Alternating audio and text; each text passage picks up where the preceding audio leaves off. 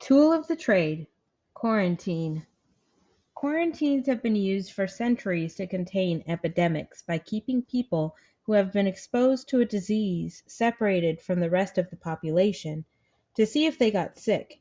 The word quarantine comes from the Italian for 40 days, quaranta giorni, during the plague pandemic of the 1300s. That's how long the city of Venice made ships wait in the harbor before docking, to be sure no one on board had plague.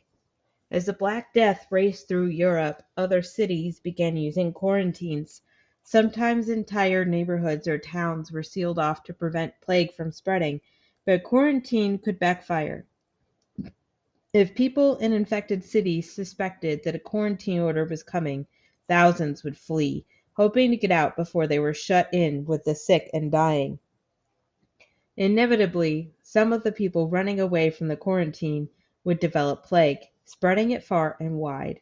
Quarantine is one of the social distancing measures we still use today to control the spread of disease. In 2020, many countries began requiring anyone returning from an area affected by COVID-19 to self-quarantine for at least 2 weeks.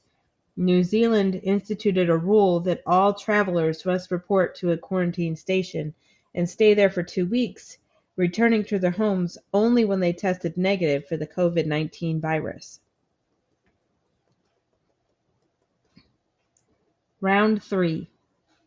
Mary fought back, writing letters, demanding her civil rights, and pleading for help to get her released from quarantine. 3 years later, the New York Supreme Court agreed to hear her case.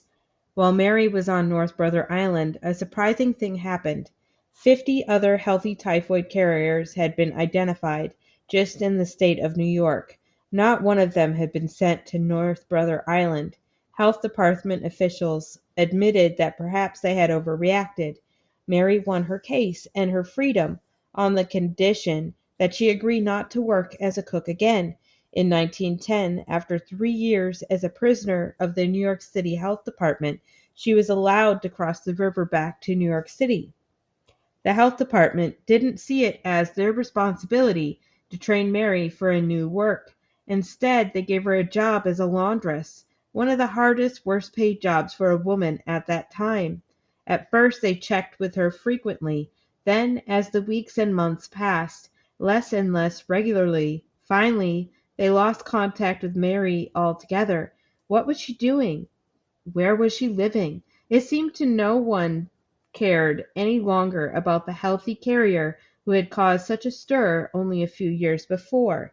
Then in 1915, a New York City maternity hospital had an outbreak of typhoid.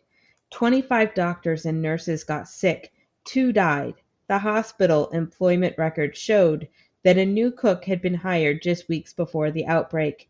The head of the hospital brought in George Soper and showed him a sample of the cook's handwriting. George knew it right away. I saw at once that it was indeed Mary Mallon. Just to be sure, George called Josephine Baker to the hospital. Sure enough, Josephine wrote, there was Mary, earning her living in the hospital kitchen, spreading typhoid germs among mothers and babies and doctors and nurses like a destroying angel. The health department sent Mary back to North Brother Island, where she stayed for the next 23 years. Mary died in quarantine in 1938. Villain or victim? From the beginning, newspapers had a field day reporting on the Mary Mallon's case. When an article in the American Medical Association in 1908 called her Typhoid Mary, the tabloids started using it too. Before long, Typhoid Mary was a household name. Today, we call anyone who spreads disease, intentionally or not, a Typhoid Mary. Mary Mallon's story still fascinates people. Articles and books and plays and movies have been written, looking for answers to the many questions we still have about her. Did she suspect before George Soper first approached her that she might have had something to do with the typhoid that struck all the family she worked for? Why did she risk going back to cooking after she finally won her freedom from North Brother Island? Was she a villain?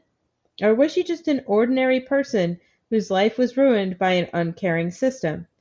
Mary was a woman, a servant, an Irish immigrant to the United States, unmarried and with little education.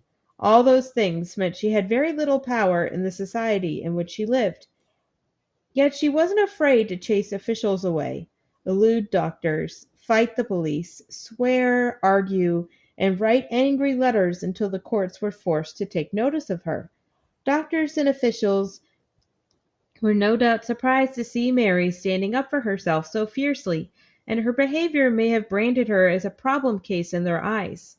There's another reason Typhoid Mary's story continues to interest people. It raises questions about how far governments should go when trying to protect the public from epidemics. Was it fair to keep Mary Mallon isolated for so long? During the SARS epidemic of 2003, the Ebola epidemic of 2014, and again when COVID-19 struck in 2020, people returning from affected areas were ordered into quarantine. Putting people into quarantine, even temporarily, may mean that they may lose their jobs and be unable to provide for their families. Public health officials have to try to balance individuals' rights with the need to protect the public from disease. The future of typhoid.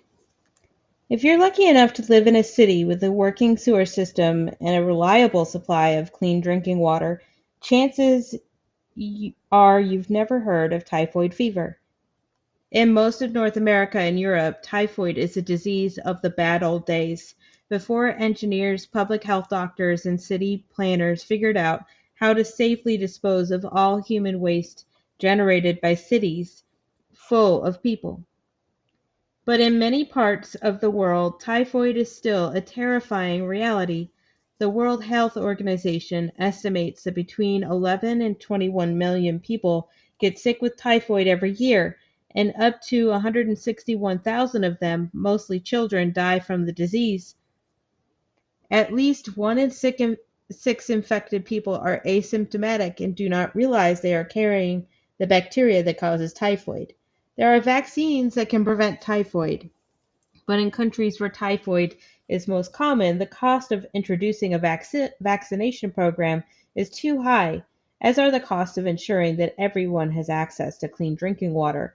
Meanwhile, the bacteria that causes typhoid is mutating, producing new strains of typhoid that are resistant to antibiotics, a superbug.